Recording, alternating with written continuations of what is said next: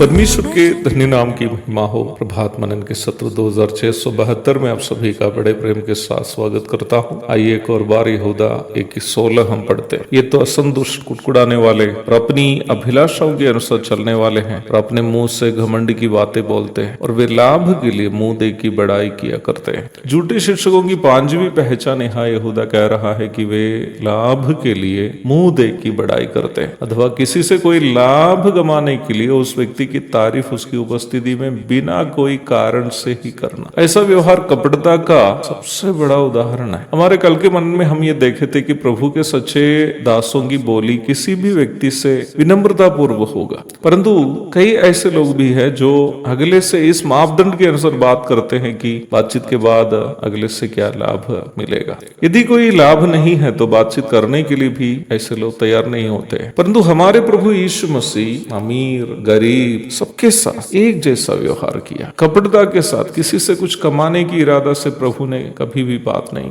पर झूठे शिक्षकों की एक पहचान है कि वे अगले की आर्थिक स्थिति, समाज में पदवी, अन्य भूमिका इत्यादि देख कर बात व्यवहार करते हैं। याकूब की पत्र में हम एक उदाहरण इस संबंध में देखते हैं। याकूब कहता है, हे मेरे भाइयों, हमारे महिमा युक्त प्रभु यीशु मसीह पर तुम्हारा विश्वास पक्षपात के साथ ना, क्योंकि यदि एक पुरुष सोने के छल्ले और सुंदर वस्त्र पहने हुए तुम्हारी सभा में आए और एक कंगाल भी मैले कुचेले कपड़े पहने हुए आए और तुम उस सुंदर वस्त्र वाले का मुंह देख कर कहो तू वहां अच्छी जगह बैठ, और उस कंगाल से कहो तू यहाँ खड़ा रह या मेरे पाँव के पास बैठ, तो क्या तुमने आपस में भेदभाव ना किया। याकूब 2:1-4 तक। मानसिक रूप में हमें जिनसे फायदा है उनका सम्मान करने और जिससे हमें कोई फायदा नहीं है उनका नजरअंदाज करने की मानसिकता कोई भी मनुष्य में हो सकती है, परंतु यदि कोई वचन का सच्चा शिक्षक हो तो वह अमीर विश्वासी और गरीब विश्वासी दोनों के साथ किसी प्रकार का पक्षपात नहीं करेगा, एक जैसा व्यवहार करेगा। आप कोई ऐसा व्यक्ति को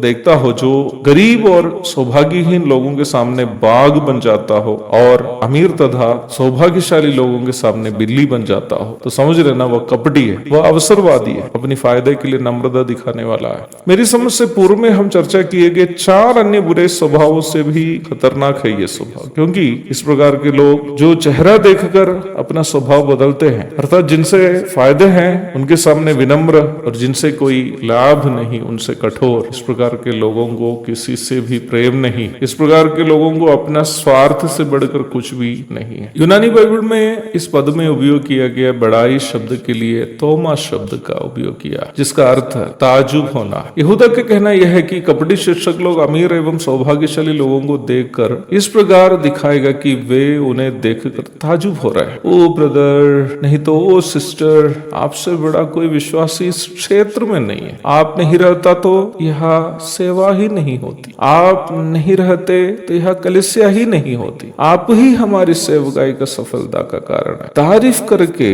घमंडी लोगों के दिल जीतते और फिर उनसे फायदे कमाते। मसीहत में व्यापक रूप में हम इस बुराई को देखते हैं। इसलिए ही यदि कोई प्रभु का दास दूसरे की चापलूसी और व्यर्थ बड़ाई नहीं करना जानता या करता नहीं तो स्वाभाविक है वो प्रभु के दास जीवन भर आर्थिक संघर्ष से ही जीवन बिताएगा, क्योंकि मानसिक कमजोरी यहाँ तक अच्छे विश्वासियों को भी इन लोगों की जो उनकी बड़ाई नहीं करते मदद नहीं करने के लिए प्रेरित करती है। परिणाम क्या होता है? कलीसिया कलीसियाओं में अच्छे और सच्चे सेवकों की कमी हो जाती है। यदि आप ऐसे प्रभु के दासों का समर्थन करते हो जो आपकी बड़ाई करते रहते हैं, तो आप ये शिकायत भी नहीं करेगी आजकल विश्वास योग्य और अच्छे सेवकगण नहीं है, क्योंकि आप अच्छे सेवकों को चाहते ही नहीं है। केवल आपकी तारीफ करने वालों को, तारीफ करने वाले विदूषकों को ही आप चाहते हैं। यदि आपकी मदद केवल आपकी तारीफ करने वालों को जाती हो, तो आप प्रभु के दासों की मदद नहीं कर रहे,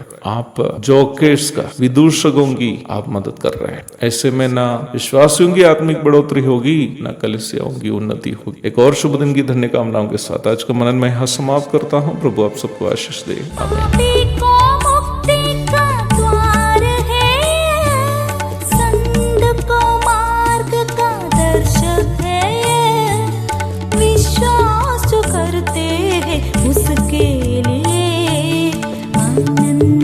जीवन का साधन है ये है वचन, प्यारा वचन ईश्वर।